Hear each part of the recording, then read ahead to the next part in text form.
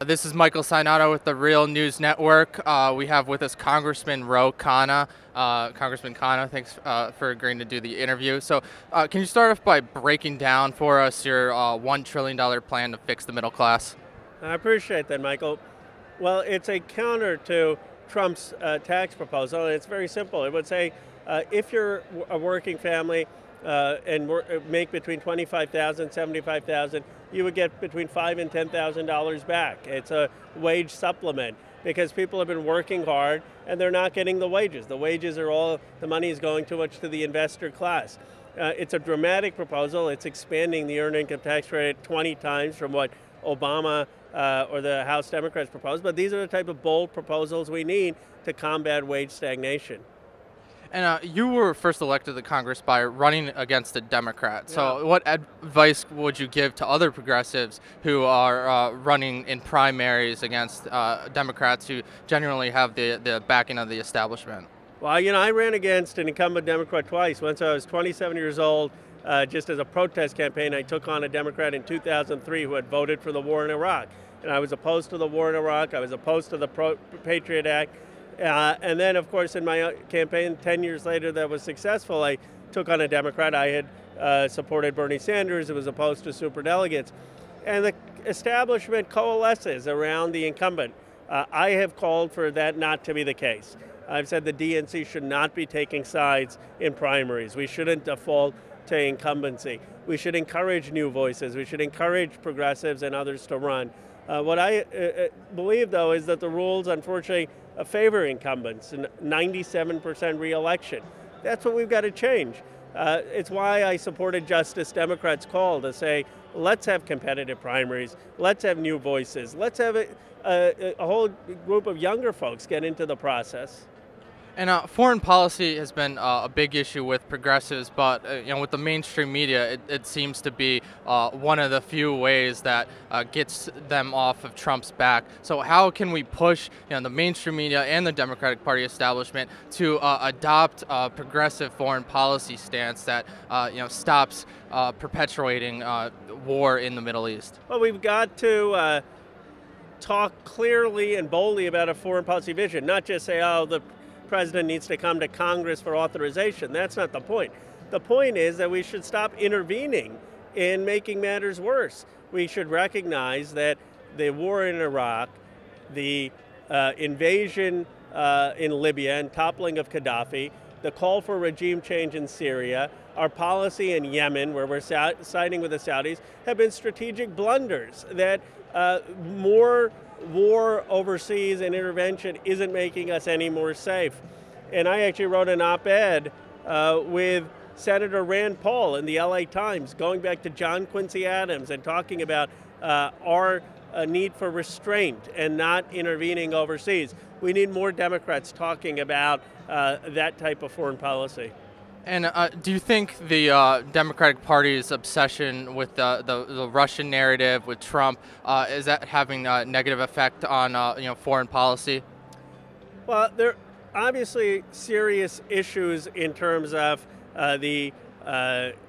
his obstruction, possibly, of justice, in terms of how he's handled the investigation, the weakening of American institutions, and the effort to intervene, and that has to be investigated, and that should be very serious. That said, we have to disconnect that from foreign policy. When you look at foreign policy, we made a deal with Gorbachev in 1989, and Baker did in 90, where we weren't going to expand NATO, frankly, beyond Germany.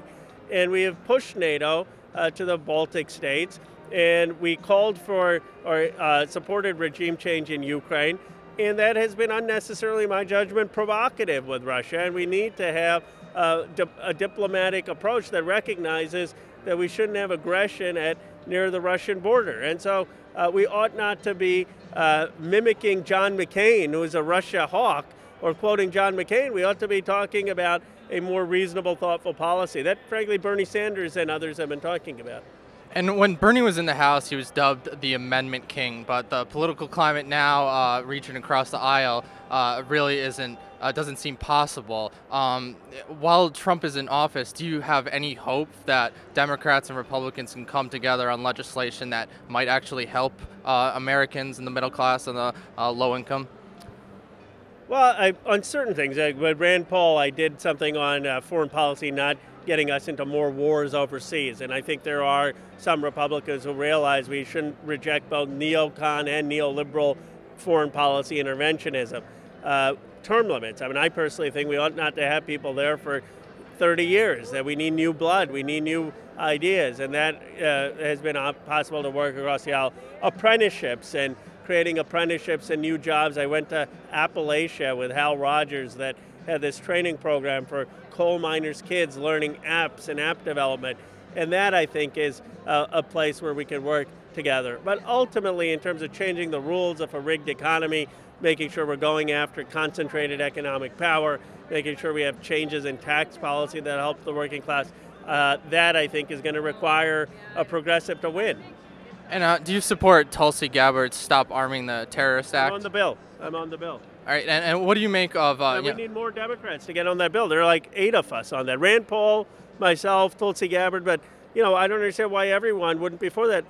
The case of Saudi Arabia is in our support of the Saudi deal to help them bomb the Houthis in Yemen is a clear case. We're basically helping Saudi Arabia fight a proxy war against Iran. Why are we doing that?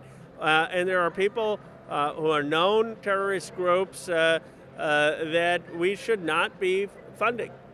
Can you also talk about Sanders' call for Senate Democrats to not support renewing sanctions on Iran after the recent terror attacks there?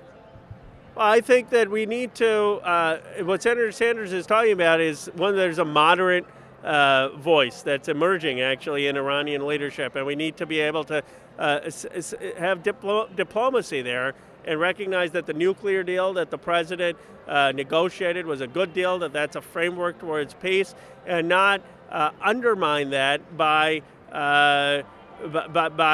having a hostile approach in these areas that has backfired.